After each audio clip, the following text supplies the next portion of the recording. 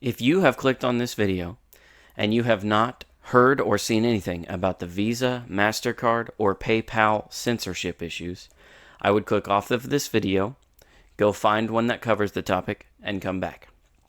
There are plenty of YouTubers out there who have done a fantastic job covering the events leading up to today, and that is not what my video will be about. My video is going to be about explaining to you why I believe censorship outside of that which is enforced by the government is not okay, why I believe that no private or public company outside of the government should have the ability to control what is and is not censored, and why I believe you should have a problem with it. My name is Trainerd. This is one of my first few commentary videos.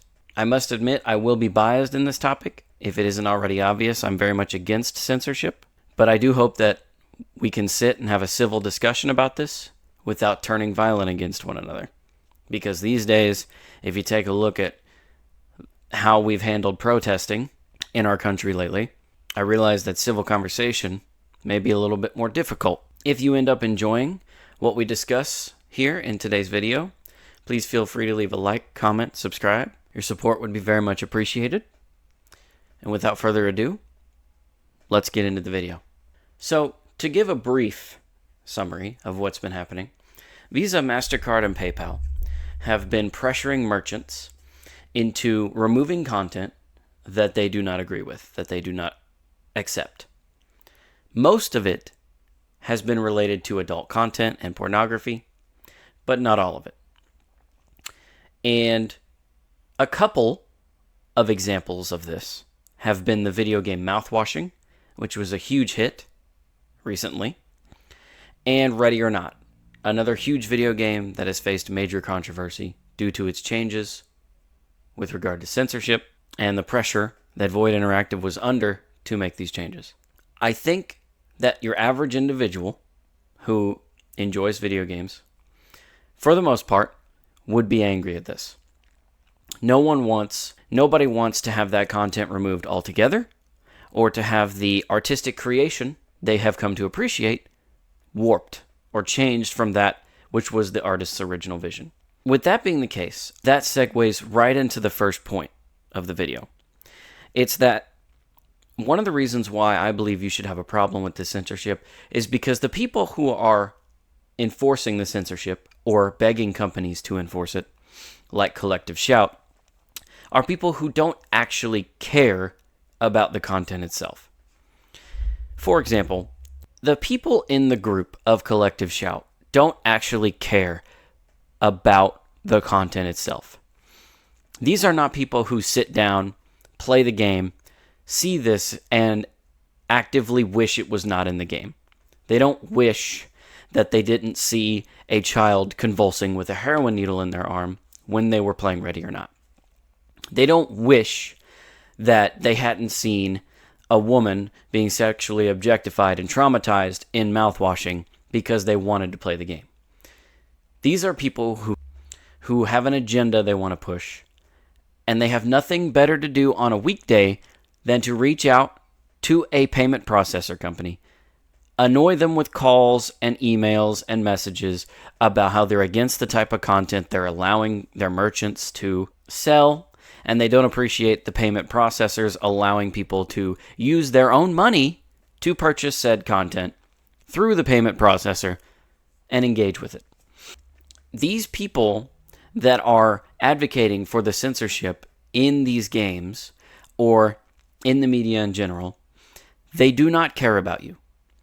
They do not care about your mental health. They do not care about how removing the content would be better for you.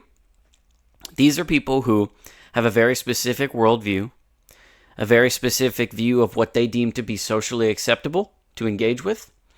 And when they see content like this on the internet, when they see that people are engaging with it and enjoy it, it strikes a nerve with them. They can't accept it. They want it to be changed.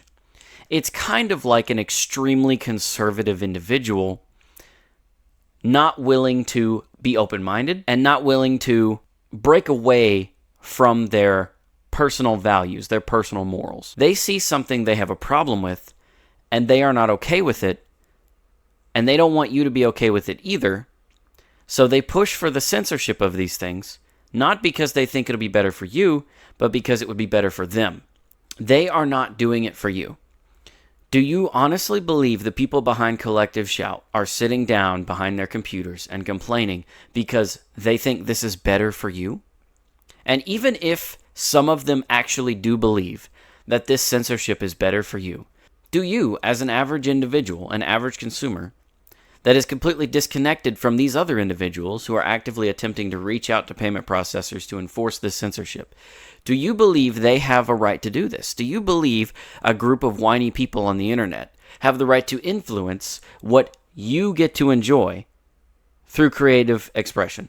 Do you believe that these people have the right to have a say over what you can and cannot indulge in on the internet? I doubt it. I doubt anyone out there really feels this way. The people who are behind this censorship are bored Karens online that have nothing better to do than sit around and make other people's lives worse. Probably some form of government officials that would like to see this sort of thing pushed into society or onto the internet so that we gradually get exposed and accepting of censorship, so that later when they want to do something more serious, we can't say anything about it because we're used to it and we just accept it as is. But they probably think that if they start small like this, then what they want to engage in later will be easier for us to accept. There's the general zealots in society, the white knighters, the people who have been antagonists on the internet for a long time, just irritating people and trying to stir up trouble. Government officials, Collective Shout, and these general zealots all have an agenda, a motivation behind these things that extends beyond your personal health, beyond your mental health safety. It all boils down to their personal morals, what they believe you should believe, them trying to push their own social and general agendas. Who knows what the real motivations between the groups of these people are? You can't really pin it down to one specific thing per individual. If these individuals really cared what you had to think, then the payment processors like Visa, MasterCard, and PayPal would listen to what you had to say, respond in kind, put all the content back where it was, and leave this be. But they won't do that. They're in too deep now. They'll probably double down, and this is where we're at now. You should have a problem with this, and you should fight back. Because if you continue to let these shady individuals in the background, these groups like Collective Shout, and the general crazy zealots in society, if you continue to let people like this do this to you, it will continue to happen. The longer you remain complacent and allow this behavior, the more often you will see stuff like this happen. And if you don't want to see stuff like this happen again, express you are not okay with it and fight for the change you want there to be. Another reason why I am not okay with this censorship being enforced and pressured by these payment processors is due to the fact that censorship has a tendency to manipulate information. Now, what we've been dealing with here most recently isn't really information censorship per se, but it can get there. What we're seeing right now mostly is a censorship of creative expression. The removal of pornographic content on gaming platforms, removal of more volatile themes like drug addiction and female objectification, as we saw in Ready or Not, and mouthwashing, stuff like that. But if we allow that to slide, it can become so much worse. Censorship isn't just about protection. It isn't just about removal of things that can seem harmful.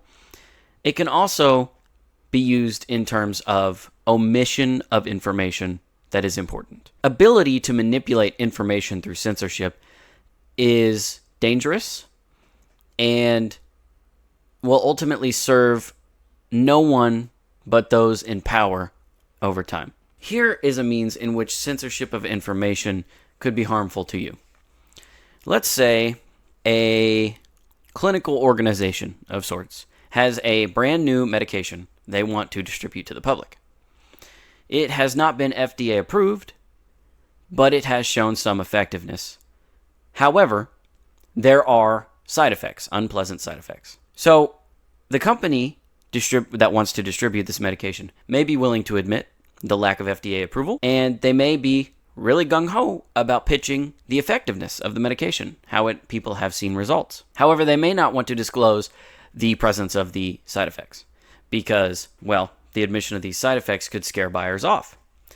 To maximize profits, when sales pitching their medication, they may omit the potential presence of these side effects.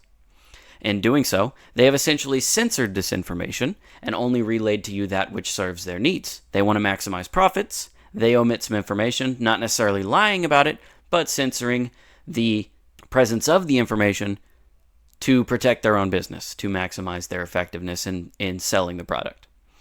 This is just one of many examples in which censorship can be used to manipulate information so that you're only seeing one part of the whole picture. If you can't see the whole picture, you can't form a fully consented opinion.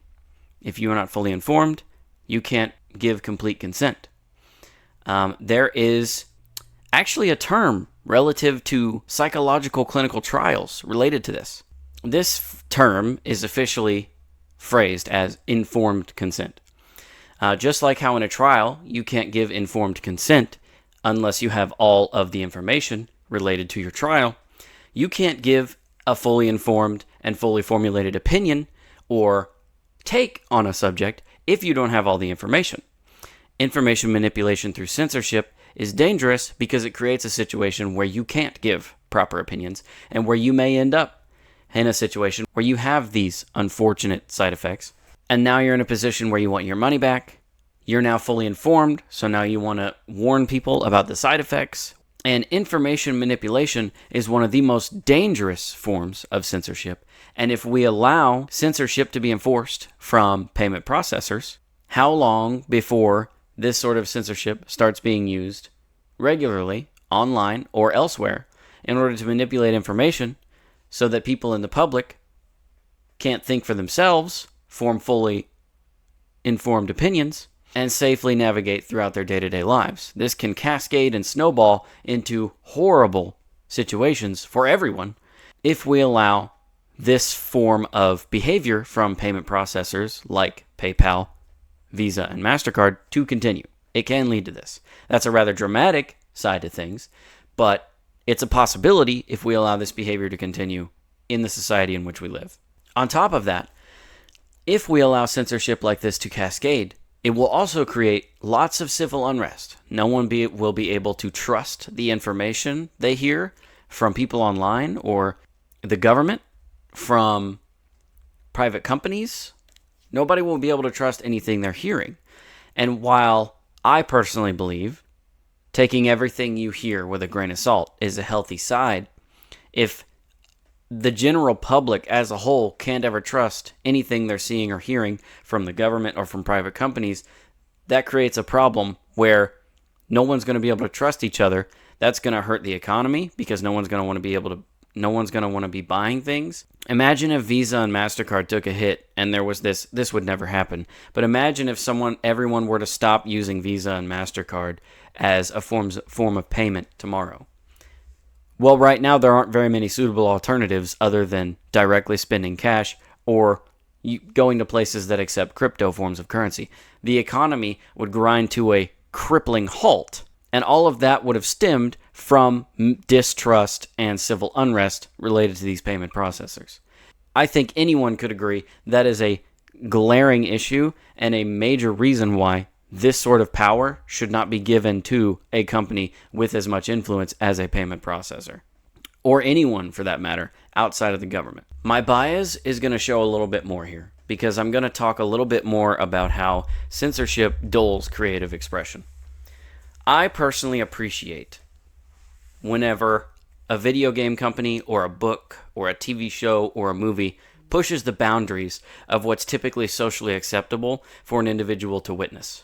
One of the things I loved about the popular TV show Rick and Morty is that it was not afraid to traumatize its characters. It was not afraid to test the mental fortitude of the characters within the show and expose you to how individuals could end up handling that type of trauma. I appreciate when games like Ready or Not put you in situations where You're busting a bad guy for having child pornography, or rescuing a child who's convulsing from a heroin overdose in a meth house. These situations, to me, allow you to experience a world or an atmosphere that the average individual probably wouldn't get to experience. And that artistic expression can resonate with desire to be a hero. And when another individual comes in and warps the creation of another artist's passion project, it infuriates me. And quite frankly, this infringes on our First Amendment right for freedom of speech. Now, obviously, there are limitations to freedom of speech, but enforcing censorship in a way that doesn't let an artist express themselves, if it's not explicitly illegal, or creating a call to action, inciting violence on people in the public, or overthrowing the government, I personally believe it has every right to be properly expressed within the art. I see nothing wrong with playing the hero, busting into a meth house and saving a convulsing child with a heroin needle sticking out of their arm. I see nothing wrong with playing the hero there. I see nothing wrong with handcuffing a dirtbag that's got child pornography strung on a cabinet in his room.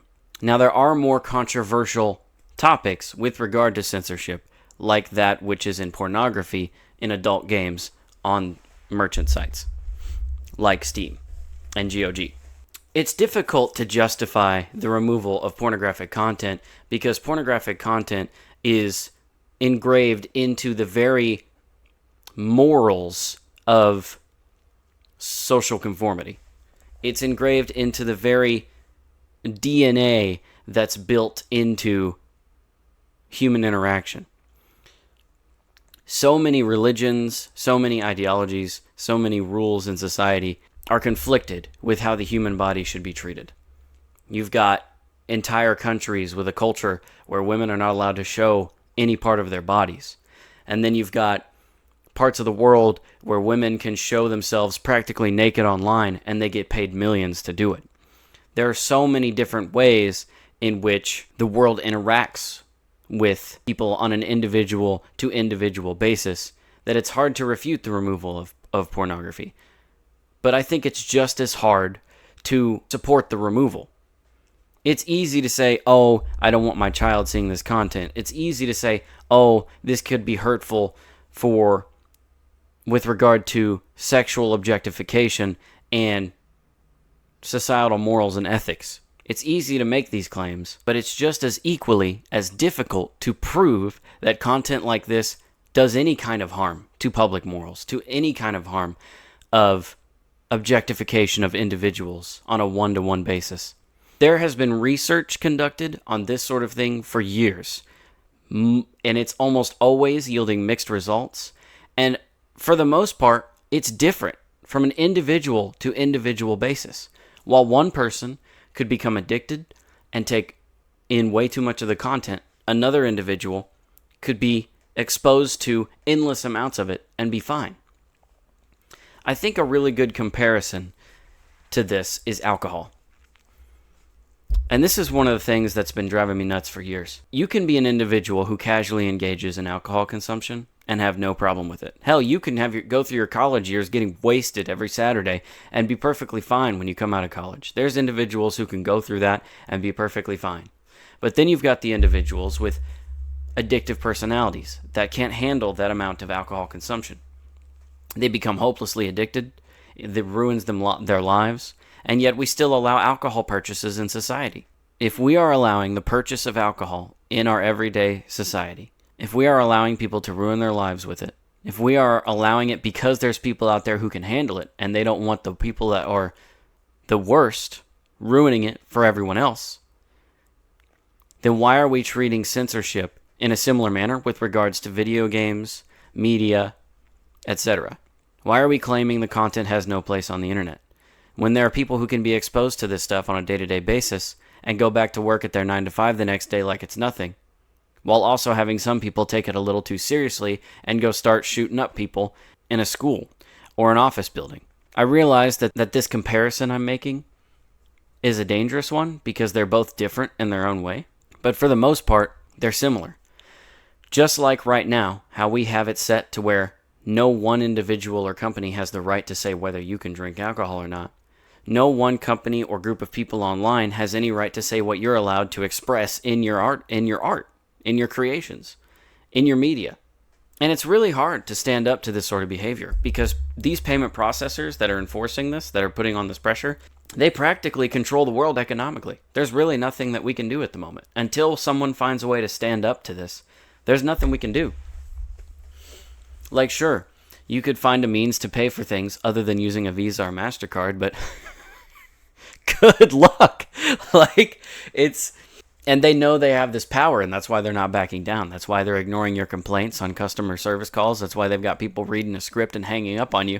It's because they know they can do it, and there's nothing that you can do to stop them. At least right now, anyway. And one thing that I want to mention with regard to creative expression, and this is very important. This is probably the most important thing about limiting creative expression through censorship, is your freedom to think. If the government or if these private companies start getting a little too crazy with the censorship, they're essentially creating an environment in which people don't have the freedom to think, for lack of a better way to put that. Independent thought.